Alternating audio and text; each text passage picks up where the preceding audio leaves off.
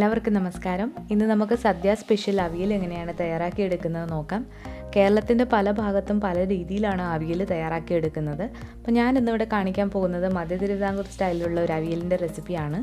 അപ്പോൾ മധ്യ തിരുവിതാംകൂർ സ്റ്റൈലിലുള്ള അവിയൽ എന്ന് പറയുമ്പോൾ അതിൻ്റെ കാണാൻ തന്നെ ഒരു ഗോൾഡൻ യെല്ലോ കളറിലാണ് അത് ഉള്ളത്. അപ്പോൾ മഞ്ഞൾപ്പൊടിയുടെ കൂടെ കുറച്ച് മുളക് പൊടി കൂടി ചേർക്കാറുണ്ട്. പിന്നെ പുളിക്ക് വേണ്ടി പച്ചമാങ്ങ അല്ലെങ്കിൽ പിഴുപുളി അല്ലെങ്കിൽ തൈര്, ഇതിലേത് വേണമെങ്കിലും ചേർക്കാവുന്നതാണ്. അപ്പോൾ ഞാനിവിടെ തൈര് വെച്ചിട്ടുള്ള ഒരു അവിയലാണ് കാണിക്കുന്നത്. ചില സ്ഥലങ്ങളിൽ തക്കാളി ഉപയോഗിക്കാറുണ്ട് പുളിക്ക് വേണ്ടിയിട്ട്. ഇവിടെ ഞാൻ ഒട്ടും തന്നെ വെള്ളം ചേർക്കാതെയാണ് അവിയലിൻ്റെ കഷ്ണങ്ങൾ വേവിച്ചെടുക്കുന്നത്. അപ്പോൾ വെളിച്ചെണ്ണയിലിട്ടാണ് അവിയലിൻ്റെ കഷ്ണങ്ങൾ വെന്ത് വരുന്നത്. അപ്പോൾ നമുക്ക് അധികം താമസിയാതെ ഇതെങ്ങനെയാണ് തയ്യാറാക്കിയെടുക്കുന്നത് നോക്കാം.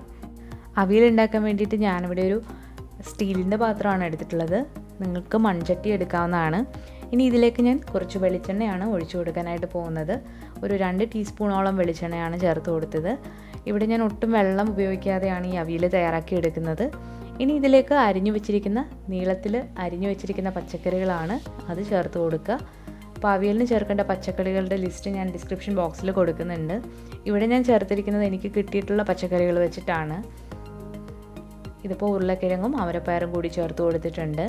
ഇനി ഇതിലേക്ക് കുറച്ച് മുളക് പൊടി ചേർത്ത് കൊടുത്ത് ഒരു 1/4 ടീസ്പൂൺ, ഒരു ഗോൾഡൻ യെല്ലോ കളർ വരാൻ വേണ്ടിയിട്ടാണ് മുളക് പൊടി ചേർത്ത് കൊടുക്കുന്നത്. ഒരു 1/2 ടീസ്പൂൺ വരെ മഞ്ഞൾപ്പൊടി കൂടി ചേർത്ത് കൊടുത്തതിന് ശേഷം ആവശ്യത്തിനുള്ള ഉപ്പിനി ചേർത്ത് കൊടുക്കാം. ഒട്ടും തന്നെ വെള്ളം ചേർക്കാതെയാണ് നമ്മൾ ഈ കഷ്ണങ്ങൾ വേവിച്ചെടുക്കാനായിട്ട് പോകുന്നത്. അപ്പോൾ ഉപ്പ് കൂടി ചേർത്ത് കൊടുത്തു കഴിഞ്ഞാൽ നമുക്കിതിലേക്ക് പച്ചമുളക് ചതച്ചതും ഫ്രഷ് കറിവേപ്പിലയും കൂടെ ചേർത്ത് കൊടുക്കാവുന്നതാണ്. അപ്പോൾ ഞാനിവിടെ 2 പച്ചമുളക് ചതച്ച് വെച്ചതും കറിവേപ്പിലയും കൂടെ ചേർത്ത് കൊടുത്തിട്ടുണ്ട്. കഷ്ണങ്ങളിലൊക്കെ നല്ല എരിയും രുചിയും വരാൻ വേണ്ടിയിട്ടാണ് ഇതിപ്പോൾ ചേർത്ത് കൊടുക്കുന്നത്. ഇനി ഇതൊന്ന് മിക്സ് ചെയ്തെടുക്കാം നമുക്ക്.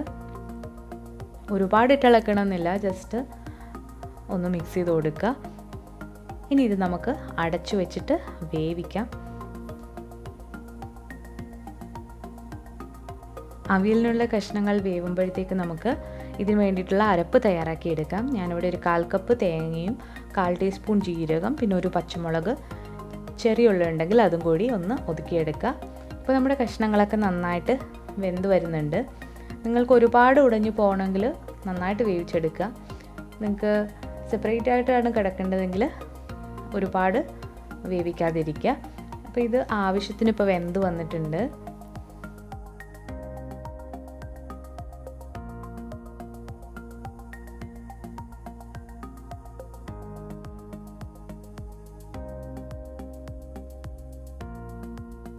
ഇതിപ്പോൾ ഞാൻ നേരത്തെ എടുത്തു വെച്ചിരിക്കുന്ന തേങ്ങയും പച്ചമുളകും ജീരകവും ചെറിയ ഉള്ളി വേണമെങ്കിൽ ചെറിയ ഉള്ളിയും കൂടി ഒന്ന് ചതച്ചെടുത്തിട്ടുള്ളതാണ്. ഒരുപാടങ്ങ് അരിഞ്ഞു പോകരുത്, ജസ്റ്റ് ഒന്ന് ചതക്കിയാവുള്ളൂ. ഇനി ഇതിലേക്ക് കുറച്ച് വെളിച്ചെണ്ണയും കൂടി ഒഴിച്ചെടുത്തിട്ടുണ്ട്. പച്ച വെളിച്ചെണ്ണയാണ്.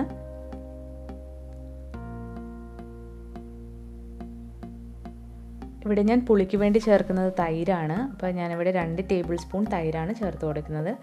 ഞങ്ങളുടെ സ്ഥലത്ത് ചില സ്ഥലങ്ങളിൽ തക്കാളി ചേർക്കാറുണ്ട്, പച്ചമാങ്ങ ചേർക്കാറുണ്ട്. അപ്പോൾ തക്കാളി ചേർക്കുന്നതിനെക്കാട്ടിലും ഒന്നുകൂടെ ടേസ്റ്റ് തൈര് ചേർക്കുന്നത് തന്നെയാണ്. ഇനി ഇത് അടച്ചു വെച്ച് ഒരു 5 മിനിറ്റ് ഒന്ന് വേവിക്കാം. അപ്പോൾ 5 മിനിറ്റ് ആയിട്ടുണ്ട്. അരപ്പിലൊക്കെ നന്നായിട്ട് ആവി കയറിയിട്ടുണ്ട്. ഇനി ഇത് നമുക്ക് നന്നായിട്ടൊന്ന് ഇളക്കിയെടുക്കണം. അതിന് മുന്നായിട്ട് ഫ്രഷ് കറിവേപ്പില ഉണ്ടെങ്കിൽ അതുകൂടി ചേർത്ത് കൊടുത്തിട്ട് നന്നായിട്ടൊന്ന് ഇളക്കി കൊടുക്കുക. അപ്പോൾ കഷ്ണങ്ങൾ ഒരുപാട് പൊടിഞ്ഞു പോകരുതെങ്കിൽ നിങ്ങൾ ഒരുപാടിട്ട് ഇളക്കരുത്, ജസ്റ്റ് ഒന്ന് ഇളക്കിയിട്ട് എടുക്കാവുന്നതാണ്. അപ്പോൾ എനിക്ക് കുഴഞ്ഞിരിക്കുന്ന അവിയലാണ് ഇഷ്ടം, അപ്പോൾ അതുകൊണ്ട് ഞാൻ നന്നായിട്ട് ഇളക്കി കൊടുക്കുന്നുണ്ട്.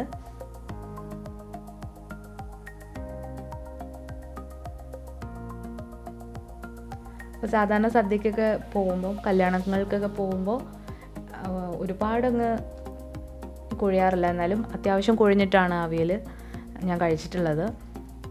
അതുപോലെ എൻ്റെ കളറും ഒരു ഗോൾഡൻ യെല്ലോ കളറാണ്. അപ്പോൾ നമ്മുടെ അവിയൽ നന്നായിട്ട് വന്നിട്ടുണ്ട്.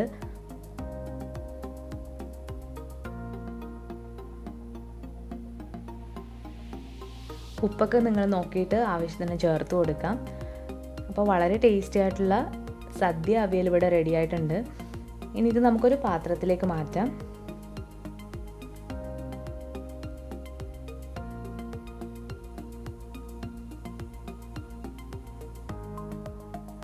പല സ്ഥലങ്ങളിലും പല രീതിയിലാണ് തയ്യാറാക്കുന്നത്. അപ്പോൾ ഇതൊരു വെറൈറ്റി ആയിട്ടുള്ള രീതിയായിട്ട് നിങ്ങൾക്ക് തോന്നുന്നുണ്ടെങ്കിൽ നിങ്ങൾ തീർച്ചയായിട്ടും ഒന്ന് ട്രൈ ചെയ്ത് നോക്കുക.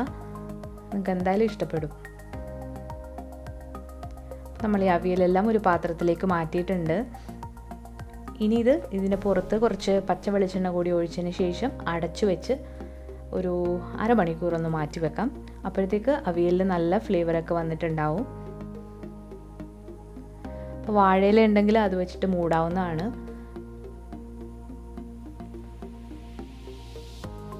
അപ്പോൾ വളരെ ടേസ്റ്റി ആയിട്ടുള്ള സദ്യ അവിയൽ ഇവിടെ റെഡി ആയിട്ടുണ്ട്. നിങ്ങളെല്ലാവരും ഒന്ന് ട്രൈ ചെയ്ത് നോക്കിയിട്ട് അഭിപ്രായം പറയുക. അപ്പോൾ അവിയൽ റെസിപ്പി നിങ്ങൾക്ക് ഇഷ്ടപ്പെട്ടെങ്കിൽ തീർച്ചയായിട്ടും ട്രൈ ചെയ്ത് നോക്കൂ. ട്രൈ ചെയ്ത് നോക്കിയിട്ട് ഫീഡ്ബാക്കൊക്കെ പറയൂ. അതുപോലെ തന്നെ നിങ്ങൾക്ക് ഈ വീഡിയോ ഇഷ്ടപ്പെട്ടെങ്കിൽ ലൈക്ക് ചെയ്യാനും ഷെയർ ചെയ്യാനും കമൻറ്റ് ചെയ്യാനും മറക്കരുത്. പുതുതായിട്ട് ചാനൽ കാണുന്നവരാണെങ്കിൽ സബ്സ്ക്രൈബ് ചെയ്യാനും മടിക്കരുത്.